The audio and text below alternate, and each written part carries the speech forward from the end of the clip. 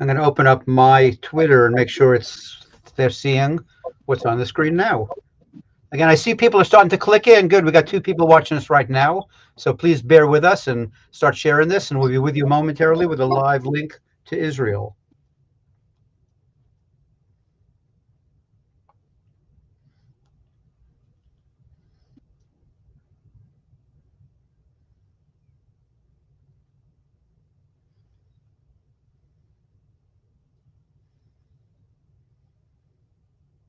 Gary? Yes. I think you heard me tell Meir that in 90 minutes, well, right now it's in 80 minutes, I have to disappear. You and I both. Yes. Okay. You heard me tell Meir that in 90 Hello, you can come back. Well, right now it's in 80 minutes, I have to disappear. You and I both. Yes. Okay. Yes. Hello. You and I both. Yes. Okay. Yes. Hello. We are live now, even though we're not on the air yet. But so don't say anything that you don't want the public to hear, because it's going out on Instagram. There it is, and Facebook. Now, even though we're not on the air yet. There it is. Okay. So don't say anything that you don't want the public to hear.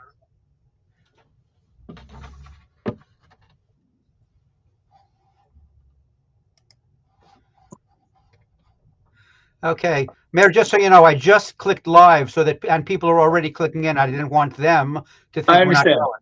Okay. So shall we who's go? on right now with us? Do we Just have everybody on? Just Mayor and you and me. Okay, I spoke to Baruch. He'll be logging on very soon. Excellent. Okay. Okay, so I'm going to show it a little video, and Yes. we've already got a couple of people watching. So whoever's watching us, we are now actually going live momentarily. As soon as I change that from begin momentarily to right now, and on the bottom is you can see that Kahane said, "I prefer a powerful and proud Jewish state that is hated by the entire world, that in Auschwitz is loved by one and all." I see Baruch is trying to get on. I think he might have just gotten on. Let's see. And there he is. Hi, Baruch. Welcome. Can you hear us okay?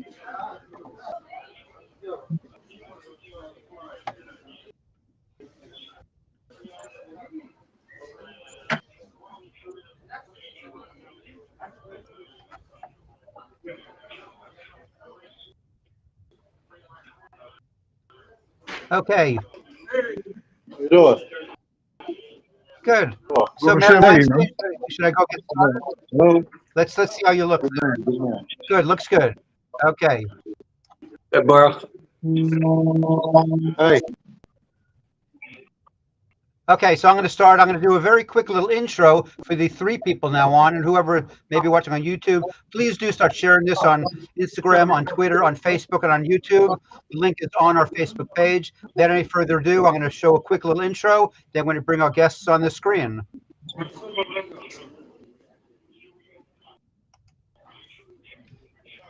Okay, this is a memorial for Rabbi Meir Kahane, and we'll hear some comments in his own words.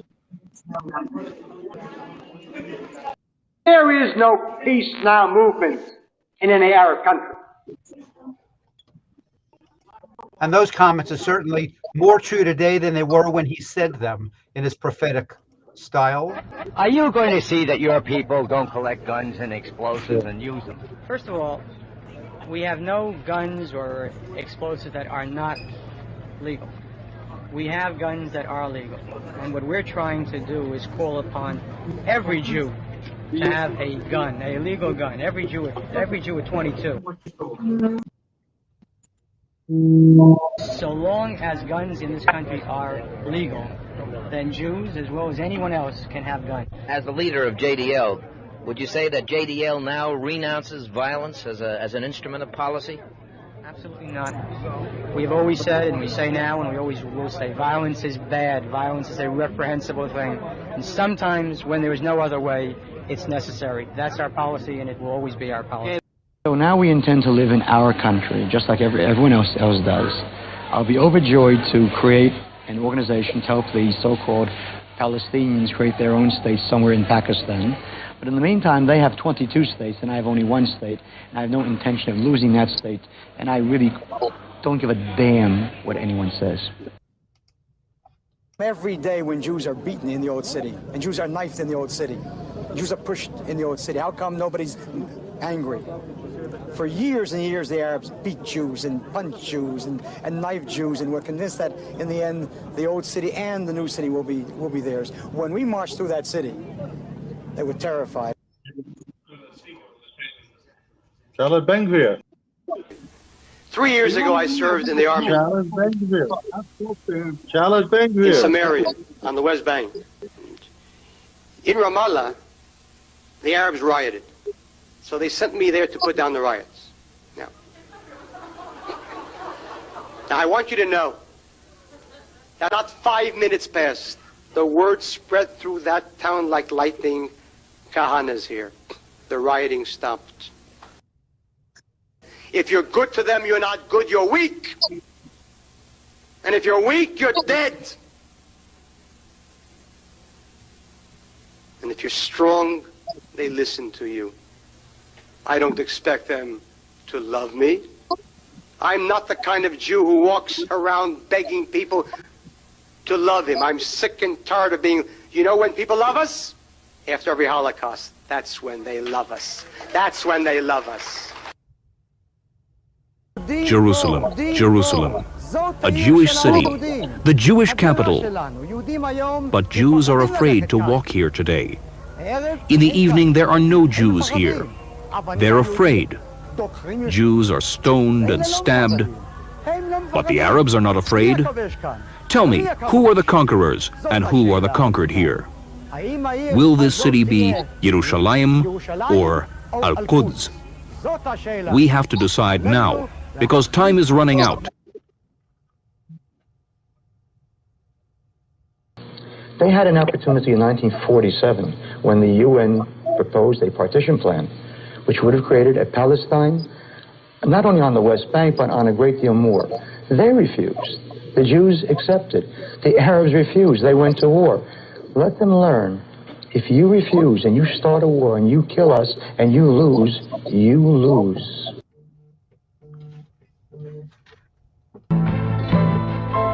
A tortured man, a tireless man was he.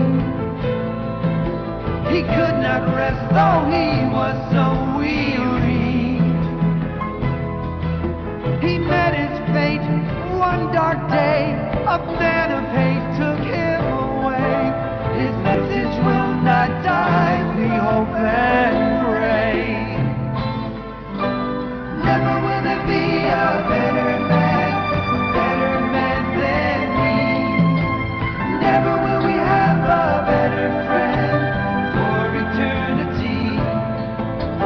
Never will there be a better man than me. Never will we have a better friend. Okay. The answer service is calling for the frozen section, but take a second.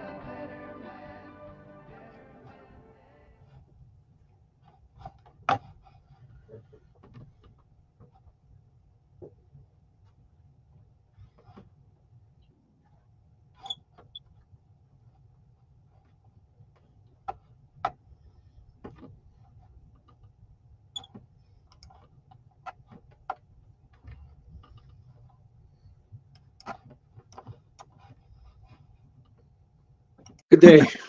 I'm Mayor Weinstein. It's very clear today, more than ever, that Rabbi Meir Kahane was right. He was correct. Number one, Israel must be a Jewish state. And number two, we have to recognize who the enemies of the Jewish people are. What we're seeing right now with the latest massacre by Hamas and their allies and their proxies is clear. The amount of support that Hamas, or what their real name is, the Islamic Resistance Movement, and the abbreviation is Hamas. What is clear is that the masses in Gaza and the Arab masses in Judea and Samaria support Hamas. The reason there are no elections in what they call the West Bank is because the PA understands that Hamas will win in a landslide. They believe Israel must be destroyed. They believe in murdering Jews in the most vicious way, as we witnessed on October 7th on Simchas Torah. Many Jews are mobilizing right now. There's a lot of unity in Israel. There's a lot of questions how there was a failure, a security failure on October 7th. And we'll get to the bottom of that. But certainly those protests by the so-called progressives and left-wingers in Israel contributed to the security breakdown.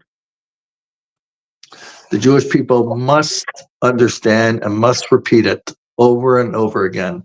Rabbi Kahane was right.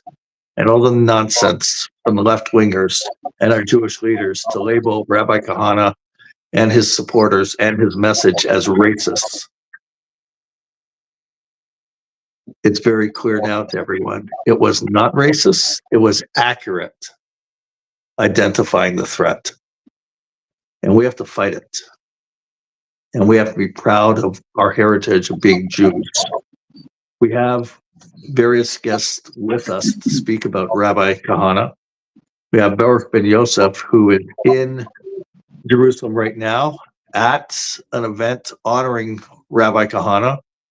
We have Meir David, who was the national chairman of the Jewish Defense League, very close with Rabbi Kahane. We will be joined further into the program with Shmuel Sackett, who is also a follower of Rabbi Kahane and has attempted to enter the political fray for a number of years before in Israel with Moshe Feiglin. So first, let me first ask Baruch. Baruch, what is the situation right now in the hall in Jerusalem for the event?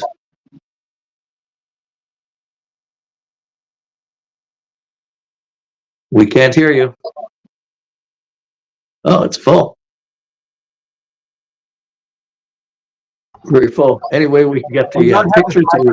Baruch, if you can hear me, your microphone's not working, so perhaps you can either reboot, get back on, but your mic isn't working. Your camera's working fine.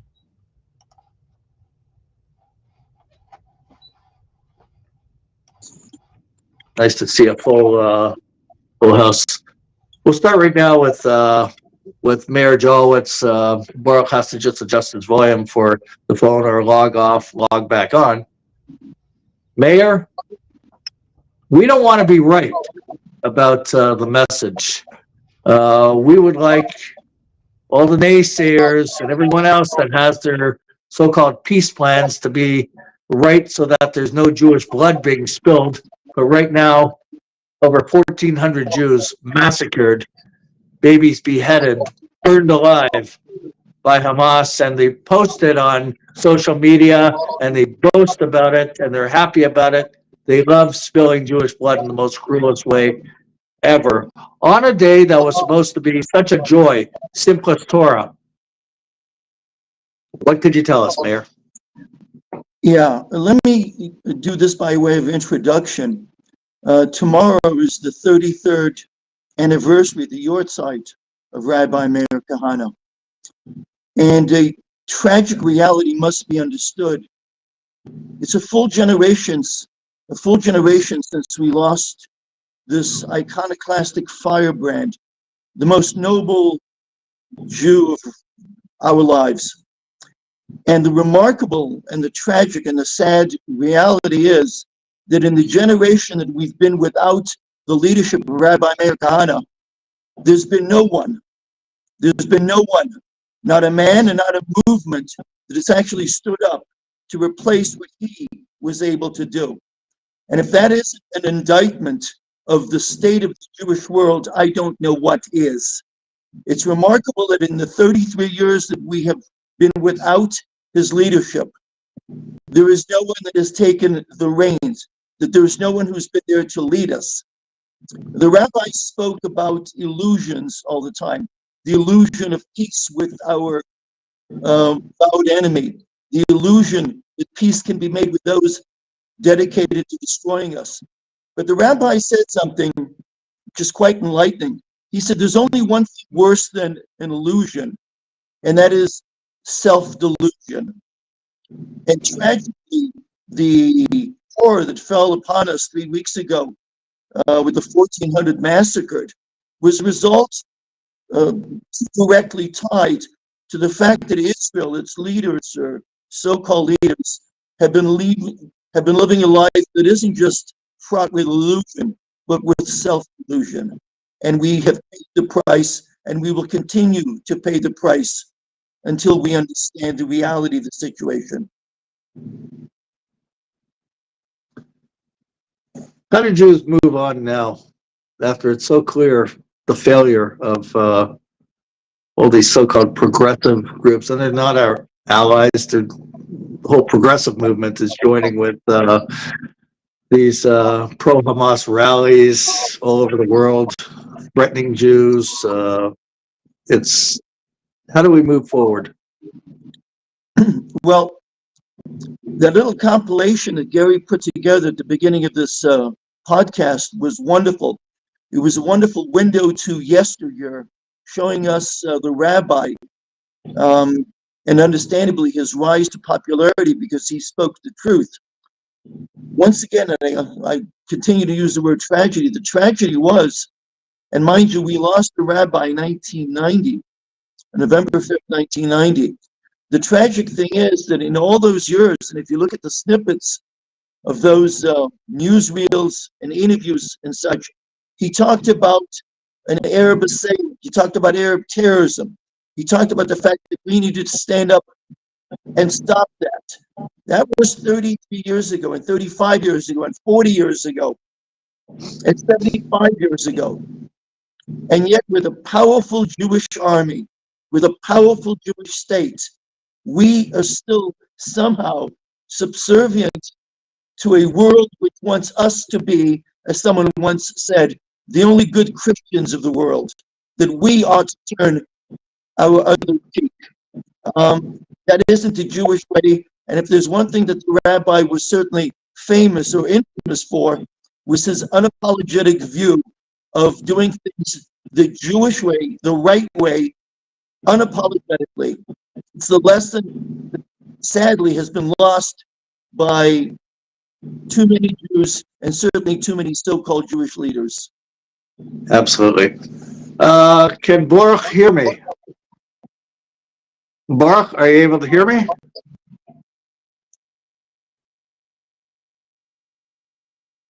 Well, I could see him, but I don't know if he could hear us. Baruch, are you able to hear us?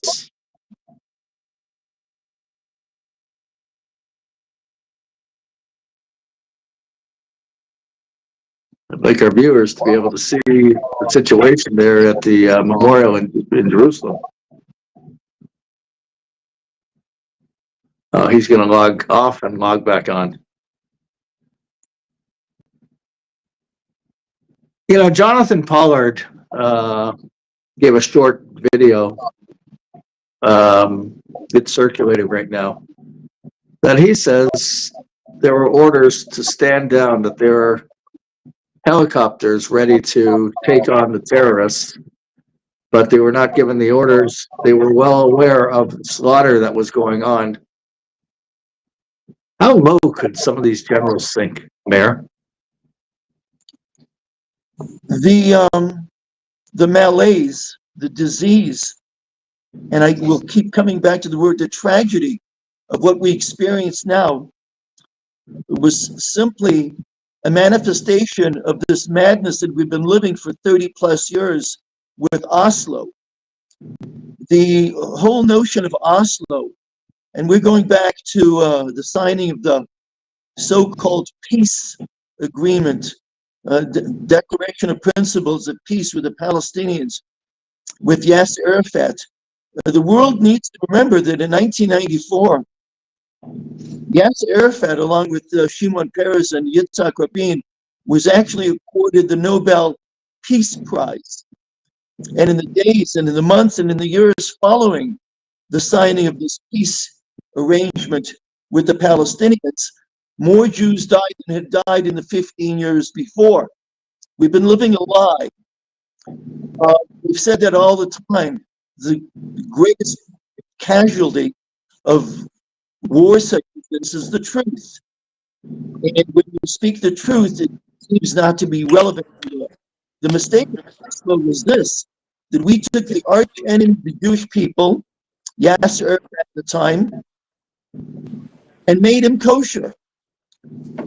Being offered his feeble handshake and shook the hands of Yasser Arafat, we, in fact, until October 7th, I would always lecture that was the darkest day in Israel's history, because we see side of the fact that we were surrounded by an enemy that was implacable, that was dedicated to our destruction.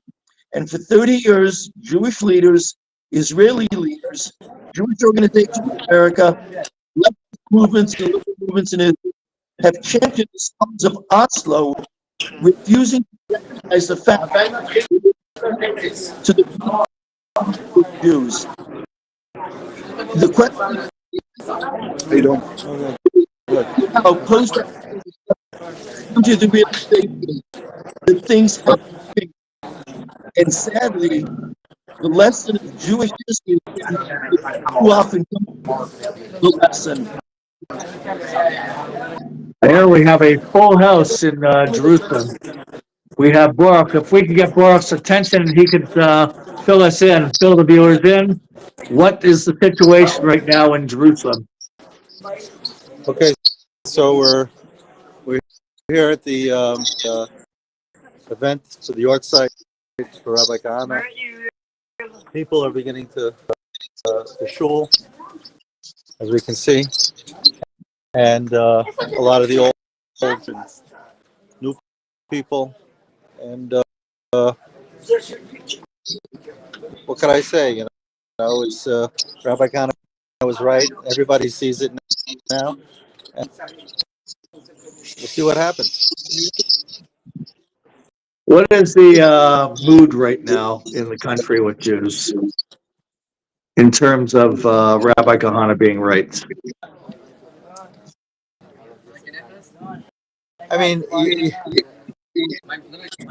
but the people that make the decisions won't admit it. It's the grassroots. Everybody you see says, yeah. Now we see Rabbi Kahane was right. And the people on the street know he's right. I'm sure know he's right, but they won't admit it. They won't admit it. And so the fact is, tomorrow night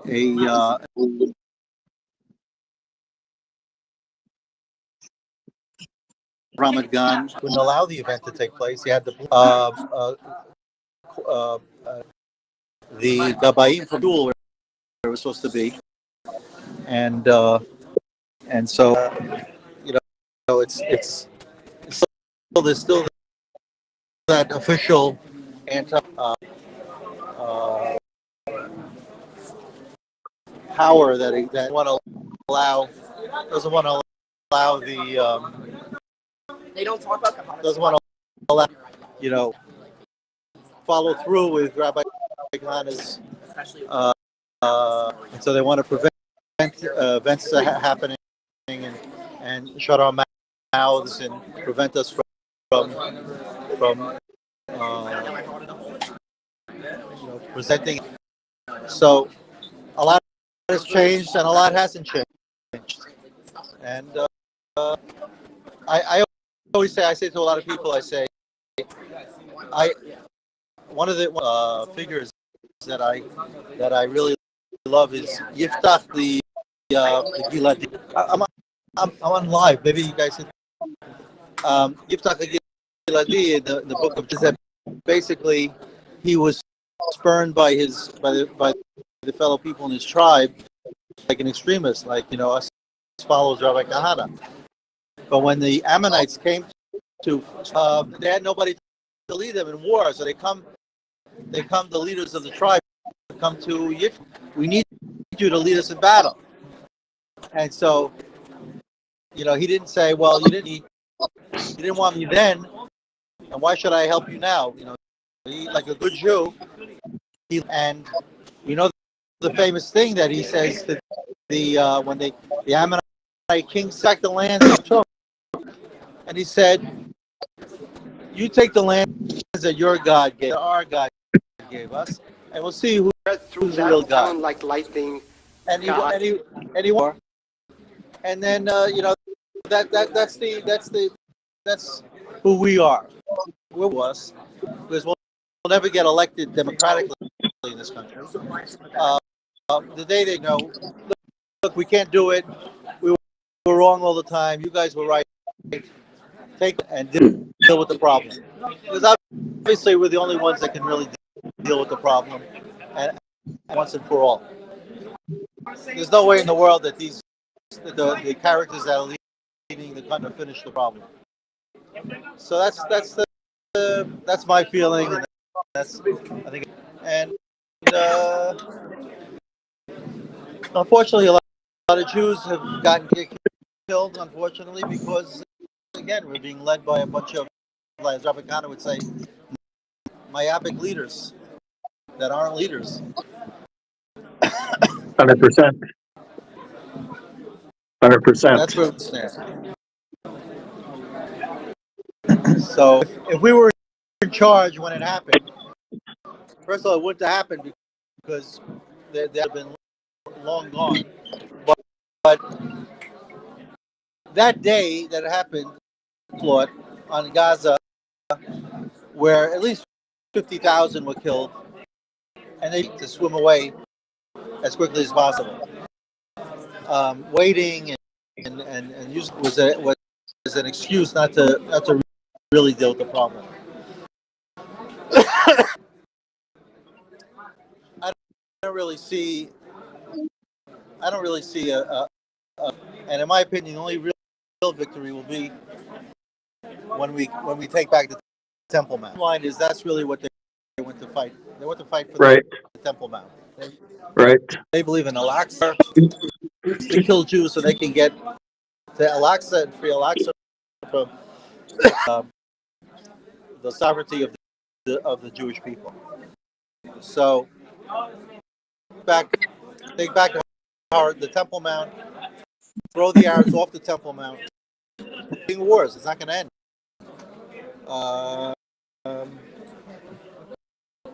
That's what when I speak, assuming I speak, I'm going to tell them that's the picture of the victory. That's what they keep saying here of the victory. What do we like? They had in the 6-Day War, the paratroopers standing by the Western Wall. What is this war going to be when we supposedly win it? They'll put the Israeli army in the middle of the Gaza Strip. I want to see the Israeli army on throwing the Arabs off the Temple Mount. That's what I want to see. It's incredible that they still allow the enemy to go up to the Temple Mount. Hamas rallies, Hamas supporters, people who openly say slaughter the Jews, that they're allowed to go up there. Even after what happened on Simchat Torah. I don't know if the people know about this, but I found this 19. There was a group of Muslims who told all of the Muslim imams and their whatever they call them to a holy war, a violent holy war to save Al-Aqsa.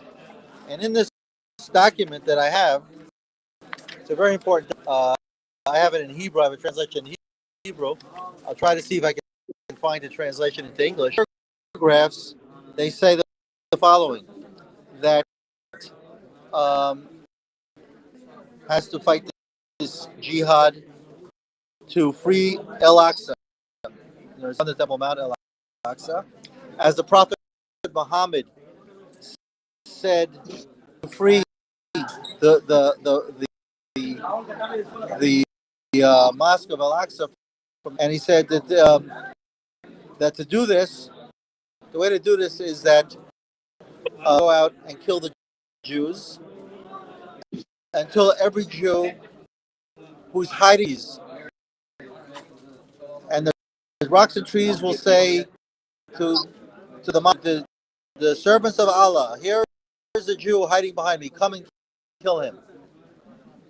That we're told to free Al-Aqsa by killing all the Jews. When they went to war on the October 7th, it wasn't to free Gaza. It was Jews, and that's why they were killing everybody. And that's what their plan is. We take back the Temple Mount, we will not win this war, because we're in the next war, and they even called it. They called it. They're offensive. They called it the flood of Al-Aqsa. They didn't call it. So you have to be pretty stupid not to understand that was the purpose of the whole onslaught. And again, I don't hear anybody except a handful of Jews who are, besides them, nobody else even talks about it. It's just the Arabs hate us and they want to kill us, but they don't explain. Nobody understands why do they want to kill us, and that's the important thing. The background to it. If we don't solve that issue, they're just going to come and keep killing us, and it's never going. And we can win one battle and two battles, but we could also lose, God forbid. And each time, the longer the Temple Mount remains in their hands, the longer they go, the worse it gets. The Arab the year 2000, they called it the Intifada al-Aqsa, the uprising. Okay, that came after. Remember, Arik Sharon went up to the Temple Mount. He was the position in the Knesset. Went up to the Temple Mount before Rosh Hashanah that year, and then they rising, which lasted 4 years. During those 4 years, they killed about and here they killed in one day over 1,000 Jews. So it's only going to keep getting worse because, again, we're not solving the problem. So that's what I'm going to be saying tonight. That's why, that's all who talk to me and my take on the situation. I don't see it register in people's minds. They want to throw the Arabs out. They don't want to live with the Arabs. They don't want to hire. But that's not going to solve the problem.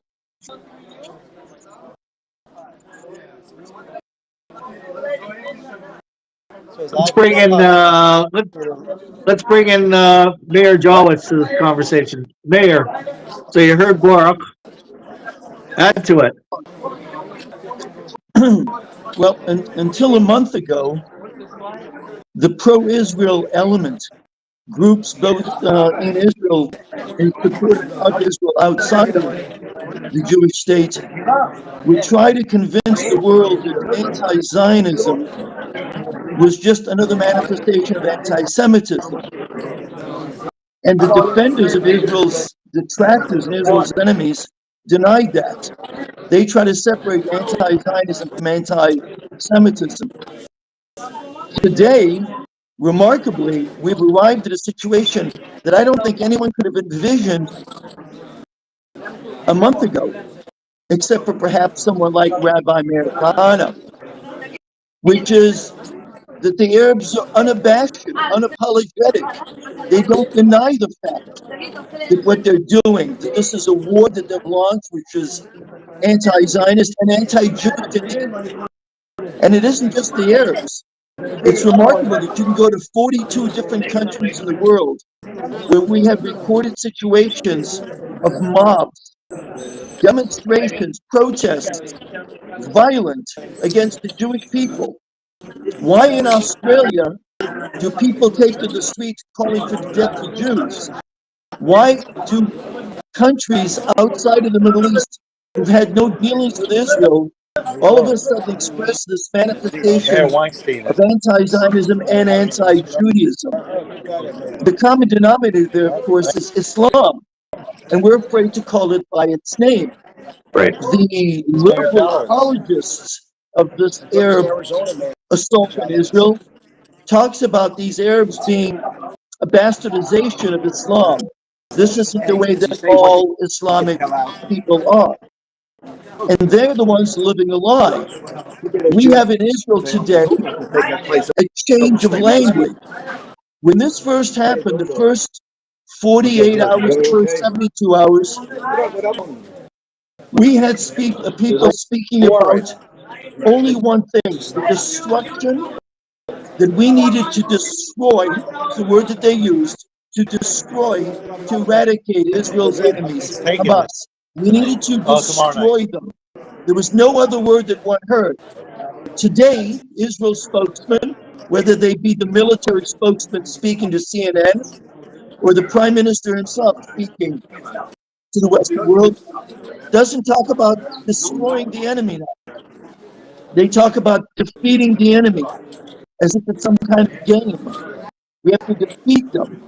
Well, if we defeat them, they will come back. We need to destroy them. And people are afraid to destroy them because the Western world doesn't like that application. We need to be unapologetic about what we do. Rabbi Kahane, and the reason we're talking today is on the occasion of the rabbi's Yortzeit. The rabbi was unapologetic about one thing. He said, we as Zionists, Jews, have to pursue only one thing, the pursuit of Ahavat Yisrael, the love of one Jew for his fellow Jew. And nothing needs to come in that. Nothing needs to be an instruction to that endeavor. And instead, we see Jews apologizing. We see Jews, as often as we see non-Jews, speaking about the poor, defenseless civilians. I saw two Israeli spokesmen yesterday speak about the fact, well, that there are two hostages. There are hostages that are being held, the 239 that are being held by Hamas, the Jews who are being held in tunnels, wherever else they might be. And they talked about the poor Palestinian civilians who are also hostages to Hamas. It's an abomination to even suggest some kind of equation between the two. This is insane. There are no innocents. These are the people. Yesterday, every news media in the world covered Israel's bombing of the Jabalia refugee camp. Why are there refugees in Gaza? There are no Jews there. There's no Israeli army there. Why were they refugees? Because it serves their purposes to maintain the status of refugee, so the world is sympathetic to their to Israel. Well, when rockets fell in Israel over the many years, rockets which were targeting Jewish innocents were to sleep in bomb shelters for many nights and sometimes weeks. The so-called innocent Palestinians of the Jabalia refugee camp celebrated in the streets when Jews were dead. Right. And all of a sudden now we have an empathy and we need to send them water and supplies, and all of a sudden we're going to send them fuel. We are not a normal people. We're insane. We're insane that we've actually shown compassion and empathy for people that supports the eradication of the Jewish state. In Nazi Germany, you had Germans who not only elected Hitler in 1933, but a decade later, when they realized that he was engaged in a final solution, that Hitler had a job in mind. It was to kill every Jew in the world. And these German people, the so-called innocent German people who died in Dresden, the Allied bombers, they celebrated Hitler even after they understood that it was part of the final solution. And it comes to a point for us to stop being apologetic because if we continue to be apologetic, this will continue to happen. Israel is a superpower. It's a superpower.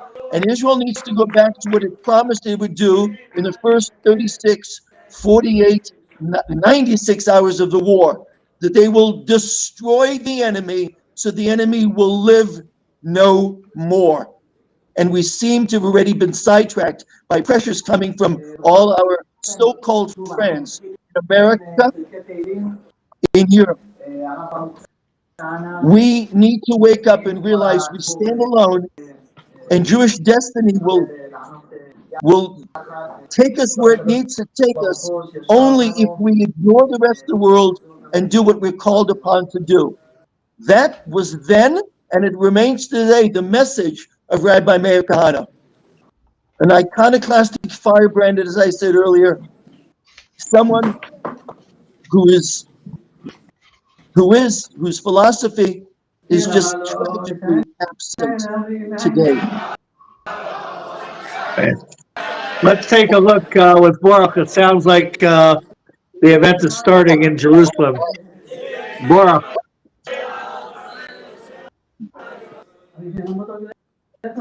Just setting up over there.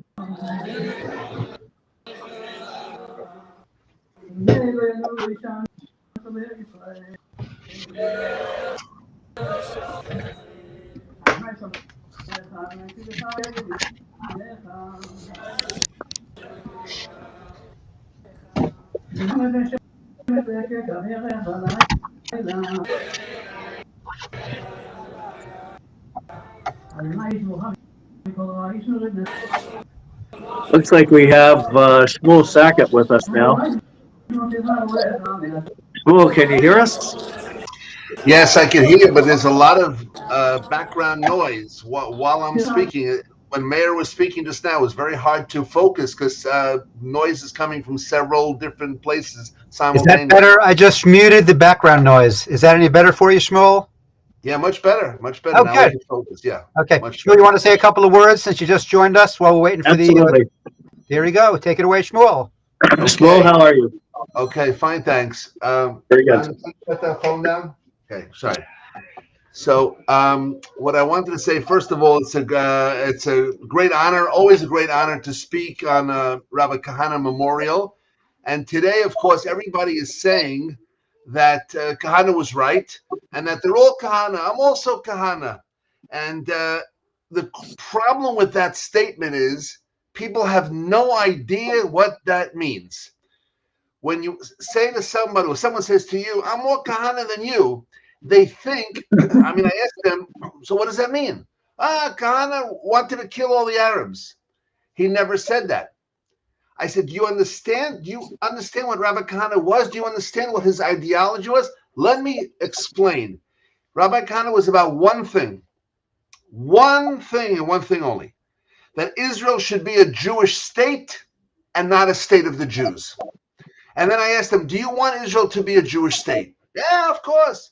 I said, okay, let me give you now the top 10 things. What does it mean, a Jewish state? And then you tell me if you really agree with Rabbi Kahane, because this is what we need. All 10 things. This is the Rabbi Kahane ideology, which really is not a Kahane ideology. There's not one thing that he made up, that he thought up on his own. This is 100% straight out of the Torah itself, what Rav Kahane called the authentic Jewish idea. This is 100% Torah. These 10 things are how we make a Jewish state, and what Rav Kahane was speaking about and writing about and was ultimately murdered over. Number one, that we are to have a king, not to have elected officials. The ideal situation is a king, Melech David. We daven for 3 times a day. We want the restoration of the Davidic dynasty, a king. Number one. Number two is we want the Sanhedrin, not the Supreme Court. We want the Sanhedrin to rule the laws of the land. Absolutely, yes. Speaking about the laws, number three, the laws of the state of Israel are to follow the laws of the Torah, not some British law, American law, Canadian law. You follow We are the Jewish people. We follow the guidelines set forth in the Torah, nothing more, nothing less. Number 4, the ingathering of the exiles, which is massive aliyah, the likes of which the Jewish world has never seen. And that means the state of Israel standing behind this and making it a priority, where Jews from Australia, from Canada, from Mexico, from the United States, every Jew has the ability to come home and not the crazy bureaucracy they go through now. That is talking about what's called kibbutz galiyot, the ingathering of the exiles. Number 5 is settlement of every inch of the land. We settle every single piece of this country with Jewish families, with Jewish schools, with Jewish farmers. This is what's called settlement and building the land. Number 6 comes the fact of the non-Jew, how he or she is allowed to, what are the rules regarding non-Jews living in Israel? The bottom line is, it is about something called a ger toshav. They can live in Israel following the rules of resident stranger, which means that when we come to Israel, we offer the ones that are living here the same 3 options that Yoshua ben Nun gave them, which is number 1, leave. They must go. Fine. You want to leave? We won't touch you. We won't kill you. You could survive. All you want, as a matter of fact, I recommend they move to Thornhill. How's that? All right, go there, or Boca Raton, or Lakewood.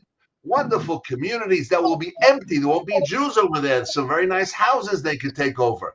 So that's they could leave. That's why Rabbi Kahane wasn't about killing Arabs. They could leave. That was option number 1. Leave and have your life elsewhere. Option number 2 was to stay as a ger toshav, a resident stranger, accepting upon yourself the 7 mitzvot b'nei Noach, the 7 Noahide laws, masva vadud. Again, we're not going to get into that, but they could stay following certain conditions.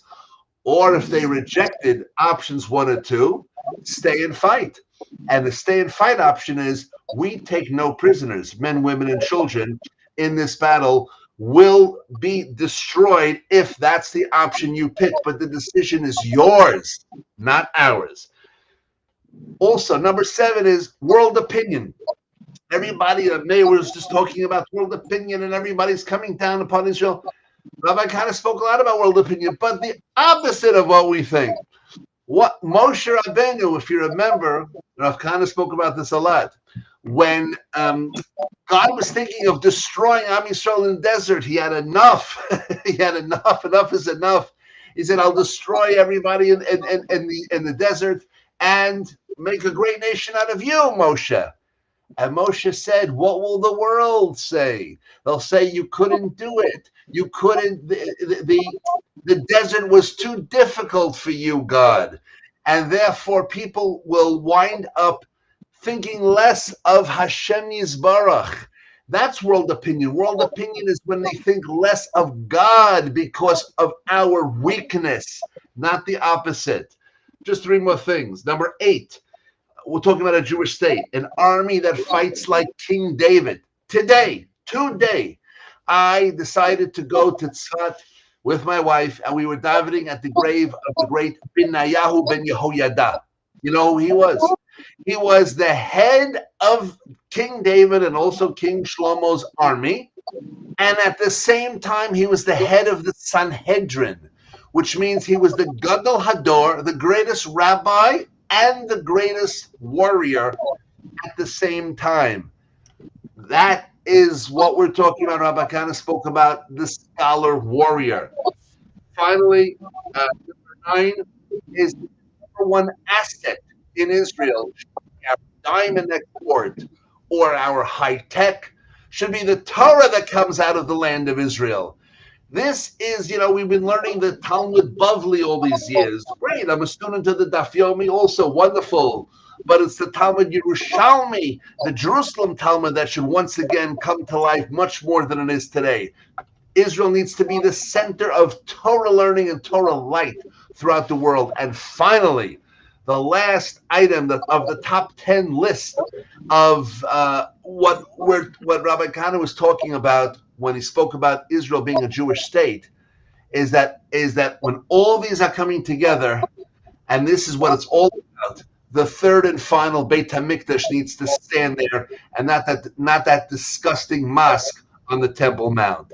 This is what a Kahanist is. So when people tell me, yeah, Gamani Kahana, I'm also Kahana today, unfortunately, they don't know what they're talking about.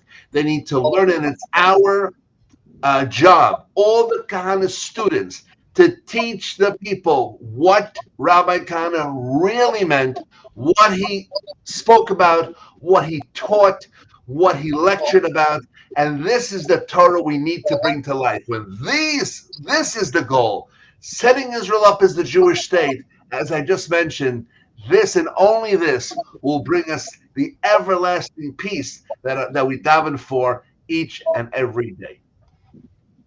Absolutely. Well put. Well put, Shmuel. Excellent. Excellent. Let's just see. Let's connect with Baruch right now, who's there in the hall where the event is going on right now. Let's just have a glimpse of what is happening right now there. If we could have the volume back on there, and then we'll come back to our guests.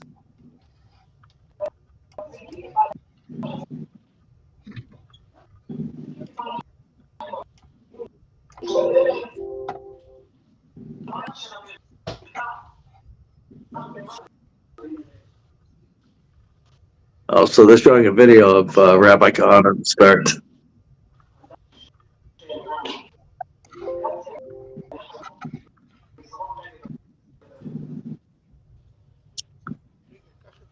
Okay, so we can come back to that shortly.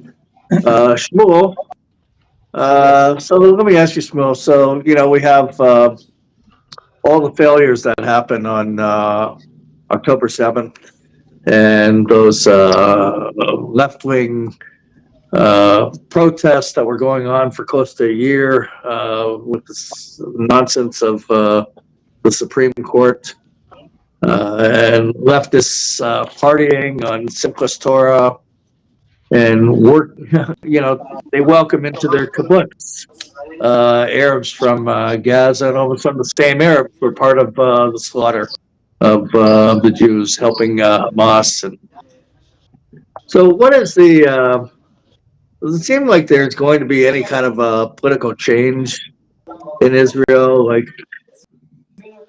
you know, what, you know, you were very politically involved with Moish Feiglin before. Now you're working on some other issues there, but certainly your ear is there, and you know what's going on, and you know what the pulse is right now. So are there any emerging leaders? I did see an interview with Moish Feiglin a week ago, and he was right on, and he was 100% and forceful in what he was saying. If he could be given a podium more and more and more, I mean, it's time for him maybe to make a comeback. There's no question, but Meir, by the way, just to comment on that, Moshe Feiglin is being interviewed today on Israel's media more than any other Knesset member, and he's currently not a Knesset member. Right. However, right now this is not the time to think about the world of politics. We are fighting a serious war, and we're fighting it the wrong way. When we read about already 13 beautiful lives have been lost for no damn reason other than we're afraid of what we discuss, world opinion. If we know that the terrorists are in a certain area, what the heck are we sending these young, beautiful men in there for? Just the crap out of the place. And they'll give you 1,000,001 reasons. It's all lies. They're simply afraid of the backlash. And we're putting the world in front of our own soldiers. I have right now, I have skin in the game. My son is on the front lines. My son-in-law is on the front lines. And among I mean, all of our brothers, everybody today, there is a great feeling of unity in Israel. I've been living here for 33 years. I've never felt this like I feel it right now. There is a wonderful feeling of togetherness, of brotherhood, and our soldiers are on such a high. They just want to do what needs to be done. And Bezrat Hashem, we should just be given the green light to, as Meir said, to destroy the enemy, wipe them off the face of the earth. And Bezrat Hashem, that will happen. That will happen. I'm hoping it will happen. Maybe it's wishful thinking. I'm hoping it will happen. And then after that, we can discuss the new political scene that will definitely emerge here in Israel. There's no question, but it will emerge. Excellent. Let's see who is speaking in Jerusalem right now. Let's just zero in on that. Can't see who that is. Let's see. That's Michael Ben Ari. Oh, okay, good. That's what it looks like. Yeah. His cousin is a great singer, Hanan Ben Ari. His first cousin. He's been on a different army base every night. So we lost the connection from Israel, but hopefully they'll link back on. But the connection just got taken down. So you all keep talking. As soon as I see it back on, I'll put it back on the screen. Okay, so Meir Jolowitz, Meir, so jump in here. You know, we heard from Shmuel. What can you add to what Shmuel was saying? I mean, he itemized it, the 10 steps. We believe in that. Yeah, Shmuel was spot on. On the dust cover, the jacket of Rabbi Meir Kahane's book, which many of us might have on our bookshelves, the story of the Jewish Defense League, which was written in 1975.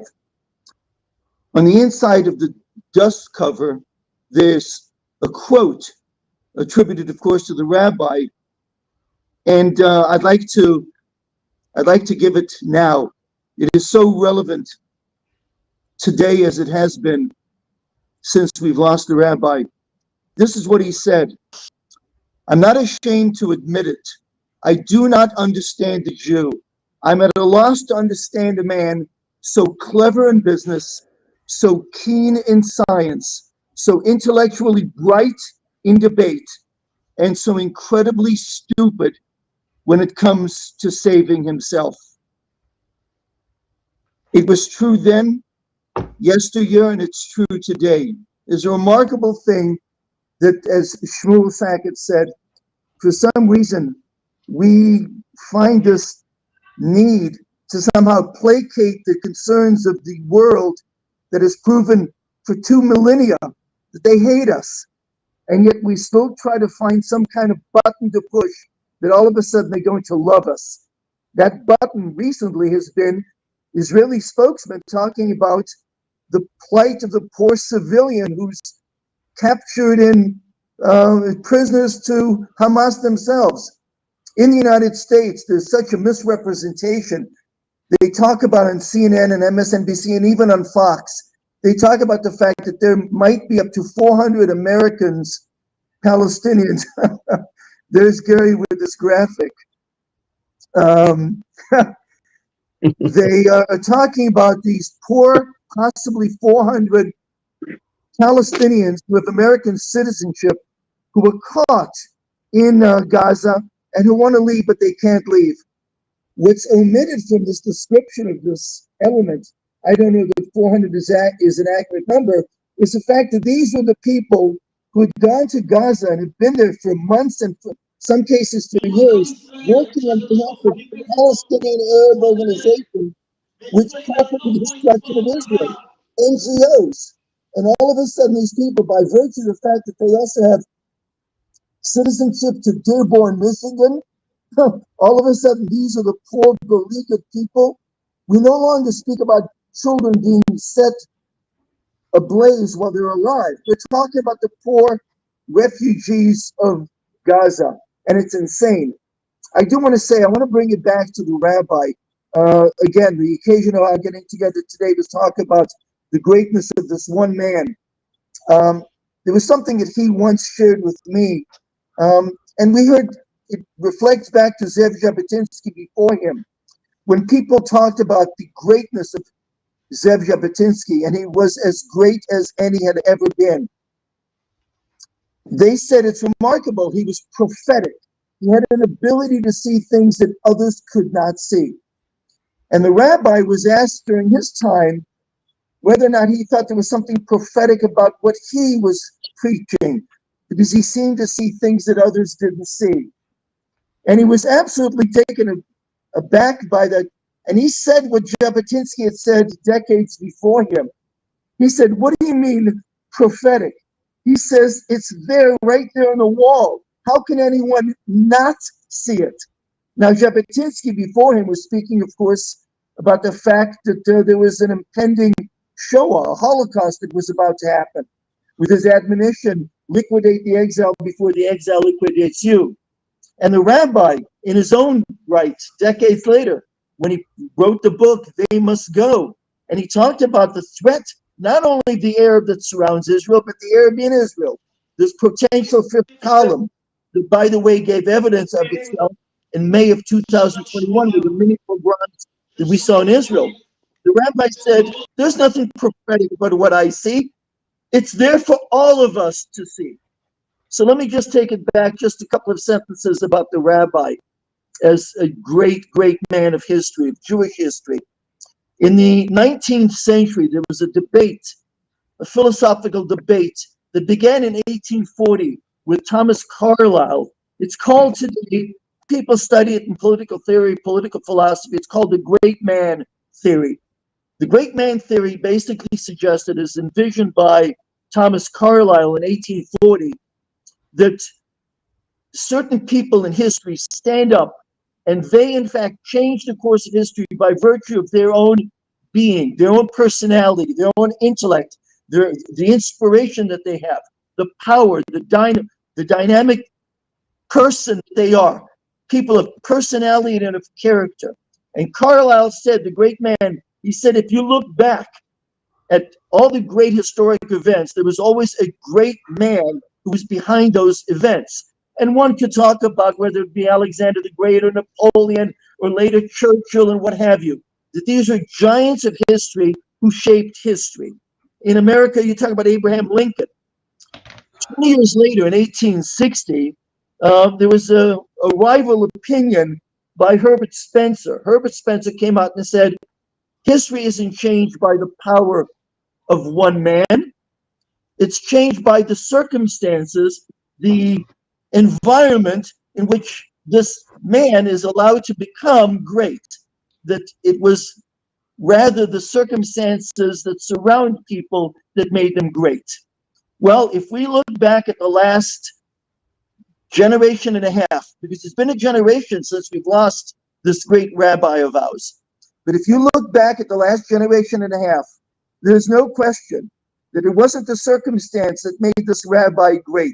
It wasn't the circumstance in New York that forced him to form the Jewish Defense League and later take to the streets for the Jews of the Soviet Union. It wasn't by circumstance that he formed the Kach party and preached what he preached. It was the power of this man. It was the power, the brilliance, the audacity of this one man. And I agree with Shmuel completely. When this wasn't Kahanaism, it was authentic Judaism, the authentic Jewish idea. And that's exactly what it was. And thank you for those words, Shmuel. Absolutely. Absolutely. Let's take another look into the hall. If we can see what's going on there.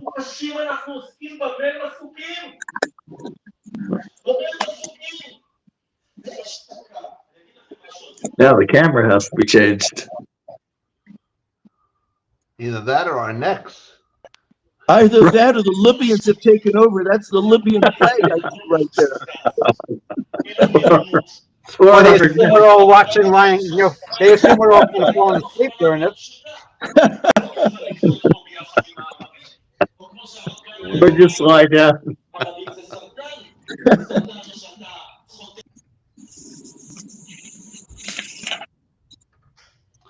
Okay.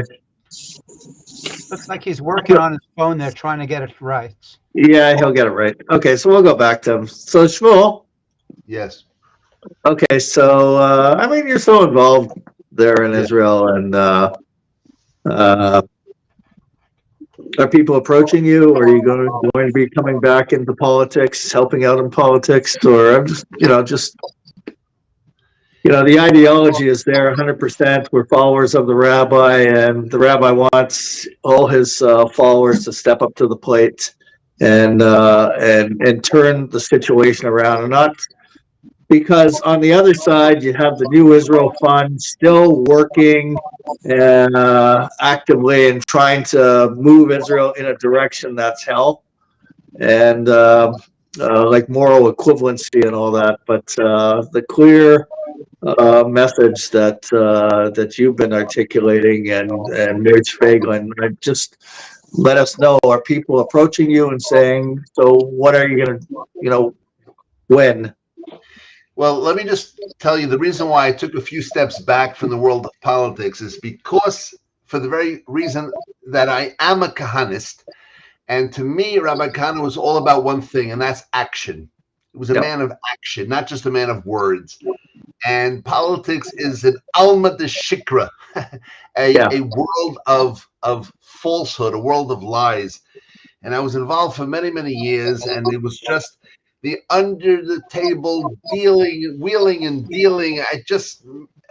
We were investing so much time and effort and making some headway here, making some headway there, but it just was such a place of untruth, of filth, that I just had to take a step back because, as I mentioned, I'm a tachlis guy, and I remember when I was in the JDL. So with Meir, we were once at a Salute to Israel parade, down Fifth Avenue, and all of a sudden I got called off the parade because there was some Arabs gathering, I don't know, a few blocks away, and I was given a pipe, and I won't say who, but one of the guys said, "Listen," I said, "What I have to do is listen.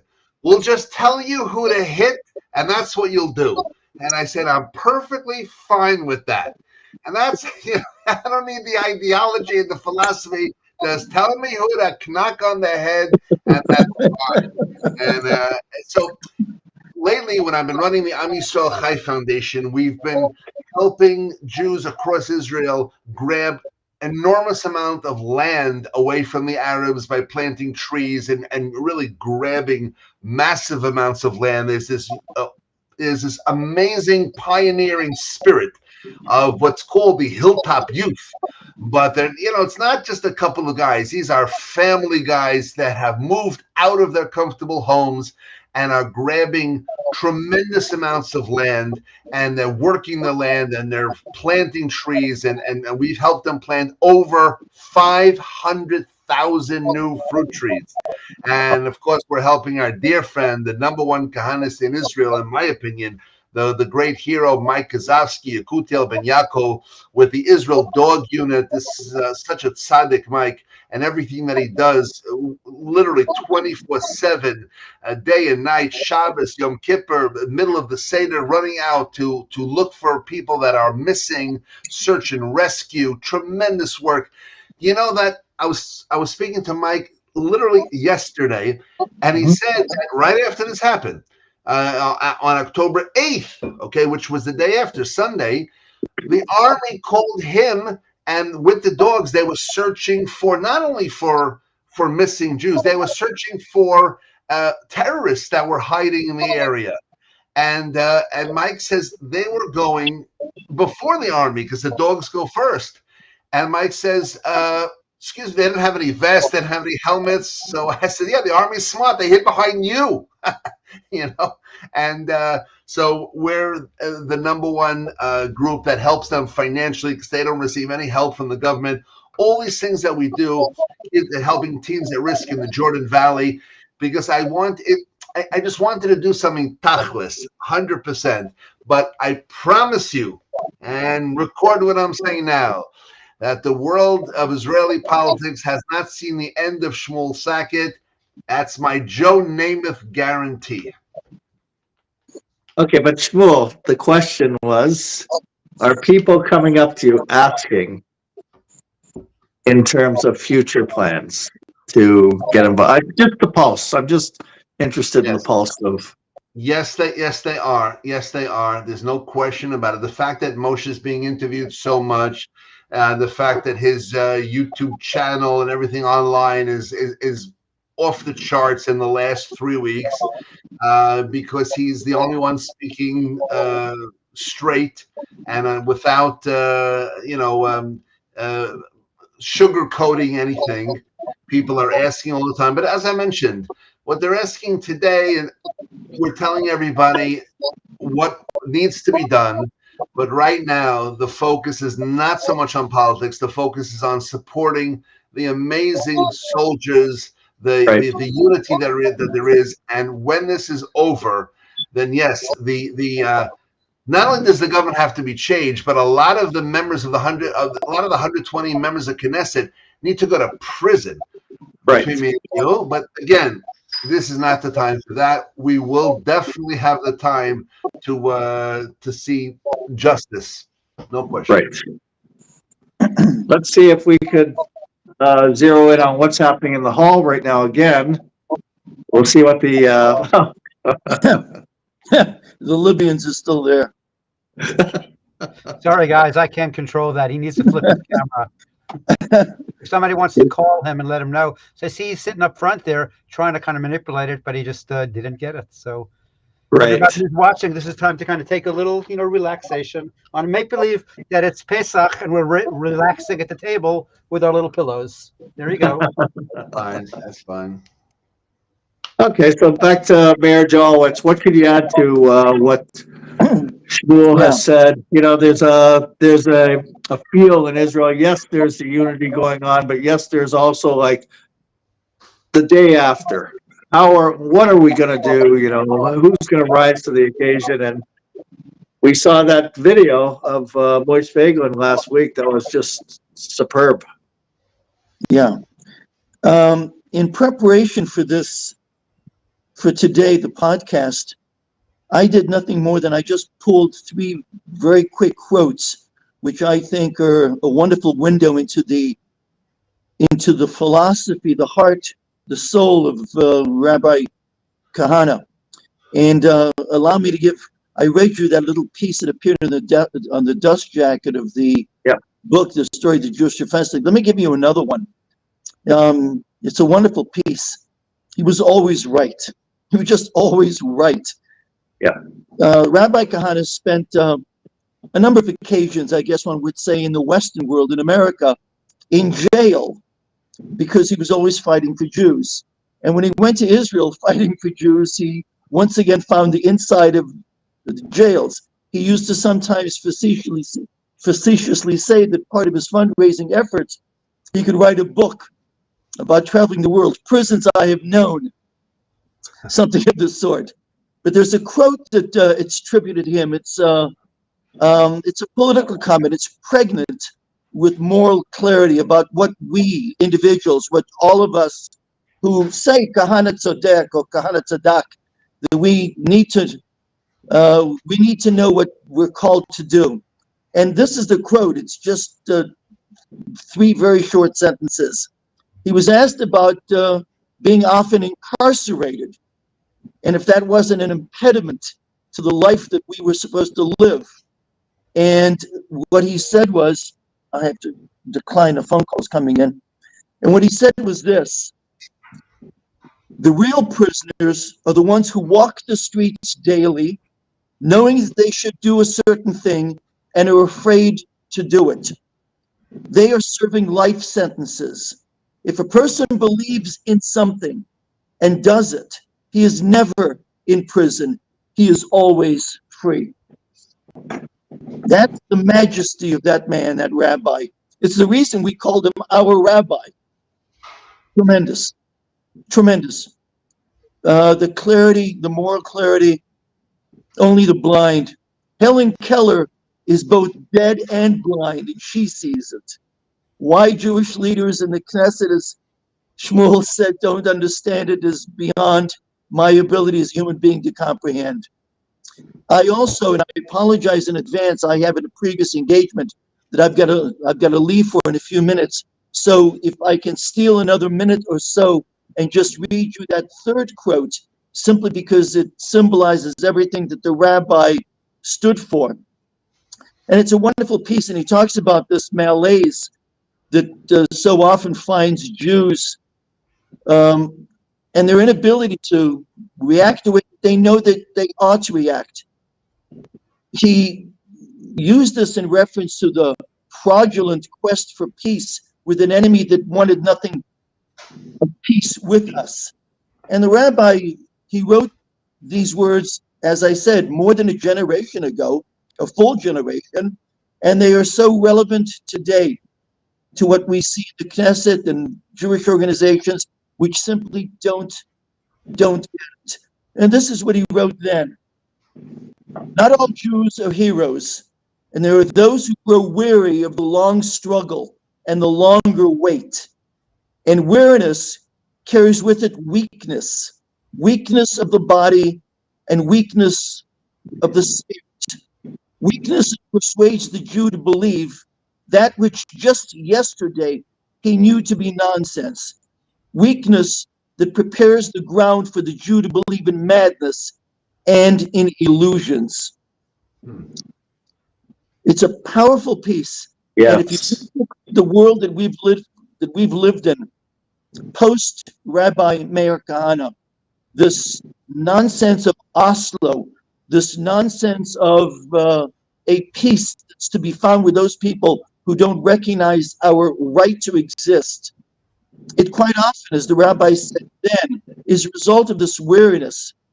Nimas lanu, which was an attitude which was the Brera attitude of a generation ago. Nimas lanu, enough already. What do we have to do? We just want peace with these people who want us dead. And the answer is, Shmuel said, as you have said, Meir, as Kahanaism, whatever that might be, preaches, the thing that we need to do is simply follow the authentic Jewish idea, Torah Judaism, and all other things will fall in place. That's my contribution for today, and I thank you for the opportunity. Mayor, just before you leave, I want to make one quick comment to you that while you were talking, I was researching. You mentioned how Jews, how the Knesset, how the world could not see what's going on. So I found a very interesting little explanation, and I'll just show it to you because you'll appreciate it the most. And there it is. Yeah. That explains it. I'm squinting. That looks like the Egyptians, Assyrians, and the Jordanians. Am I correct? You are correct. And the Americans and the diaspora. And the that's right. That's the United Nations. Whoever the Anti-Defamation League.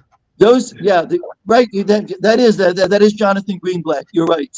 There he is. But we made him look a little more. I made him look a little more handsome. People, all I can say is kol hakavod. The one thing that sustains us is that we have never for a moment doubted if we're right. We are, we were, we will be. And I applaud you all. Thank you so much. Thank you, Mayor. We're going to be signing off in a moment. We'll hear last words from Shmuel Sackett. The last word from Shmuel Sackett is come home. If there's any Jew watching this outside of the land of Israel, the time is now to come home for two reasons. Number one, we need you here to help fight. Every Jew needs to grab something and fight. This is a fight for our survival, and we need every able-bodied man and woman to come in and join the fight. If you can't physically fight, there's tremendous amount of farmers who need workers to pick cucumbers and celery. My daughter the other day was from morning to night picking pomegranates, cutting pomegranates off the trees because all the Thailand workers ran out of this country over the last few weeks. And we need Jews here helping out. That's number one. And number two is I am very, very fearful what's going to be, and it has already begun in Chutzlar, outside the land of Israel. Jews need to be extremely vigilant. There's going vigilant. There's going to be a lot of problems in Jewish communities around schools, homes, properties, businesses, schools, and there needs to be the patrols. We used to be in the patrols back in the JDL days in the 70s, and I'm telling you that I'm a realist. I understand making Aliyah is not something from today to tomorrow. It takes time, selling the house and so on. Until that time, be very vigilant. They must have neighborhood patrols because anti-Semitism is growing by the day, and you need to really make sure that your neighborhood is protected. Do not rely on the police. Obviously, do things that are legal, but we need to control and patrol our own neighborhoods. Do it now. Well put. Thank you. Thank you, Shmuel, for joining us. Thank you, Meir David for joining us. Thank you, Baruch Ben Yosef, for joining us. Like we said from the start, and the headline, Rabbi Kahane was right. He was right in the past. He was right 10 years ago. His message is correct today. And we want proper Jewish leadership in Israel to make sure that Israel is a Jewish state and the enemies of Israel are no longer within the borders of Israel. They're gone, all of them, every single one of them. And that Jewish leaders, so-called Jewish leaders that try to give cover for the enemies of Israel, that they're dealt with properly. So thank you very much. Shalom, shalom. Never again. And Rabbi Kahane was right. Shalom, shalom. Please share this. I think I'll play as they're sharing it. I'll play the 4-minute video again. We've played at the beginning, just for anybody who's got the patience to hang on for another couple of minutes.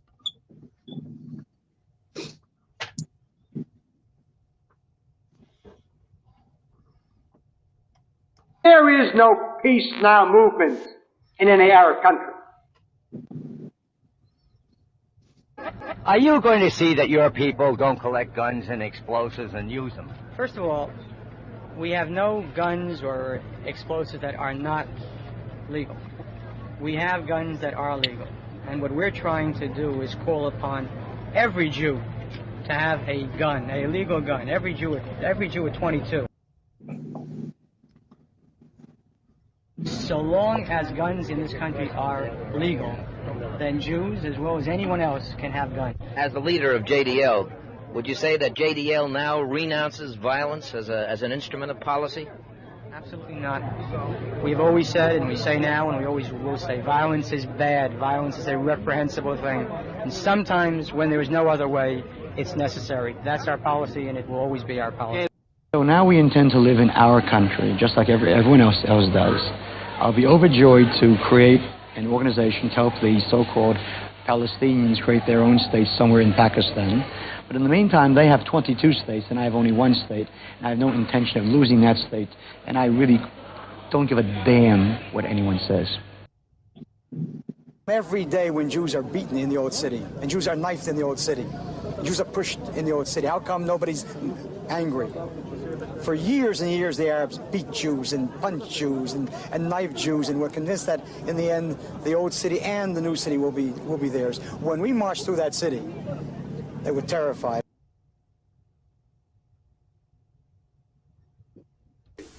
3 years ago, I served in the army in Samaria on the West Bank. In Ramallah, the Arabs rioted. So they sent me there to put down the riots. Now,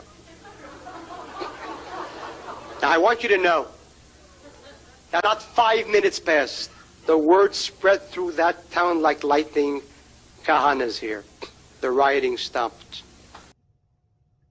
If you're good to them, you're not good, you're weak. And if you're weak, you're dead. And if you're strong, they listen to you. I don't expect them to love me. I'm not the kind of Jew who walks around begging people to love him. I'm sick and tired of being, you know when people love us? After every Holocaust. That's when they love us. That's when they love us. Jerusalem, Jerusalem, a Jewish city, the Jewish capital. But Jews are afraid to walk here today. In the evening, there are no Jews here. They're afraid. Jews are stoned and stabbed, but the Arabs are not afraid. Tell me, who are the conquerors and who are the conquered here? Will this city be Yerushalayim or Al-Quds? We have to decide now, because time is running out. They had an opportunity in 1947 when the UN proposed a partition plan, which would have created a Palestine, not only on the West Bank, but on a great deal more. They refused. The Jews accepted. The Arabs refused. They went to war. Let them learn. If you refuse and you start a war and you kill us and you lose, you lose.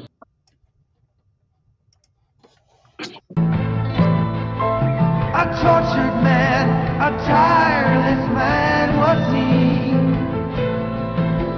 He could not rest though he was so weary. He met his fate one dark day. A man of hate took him away. His message will not die, we hope and pray. Never will there be a better man than me. Never will we have a better friend for eternity. Never will there be a better man than me. Never will we have a better friend for eternity. Never will there be a better man.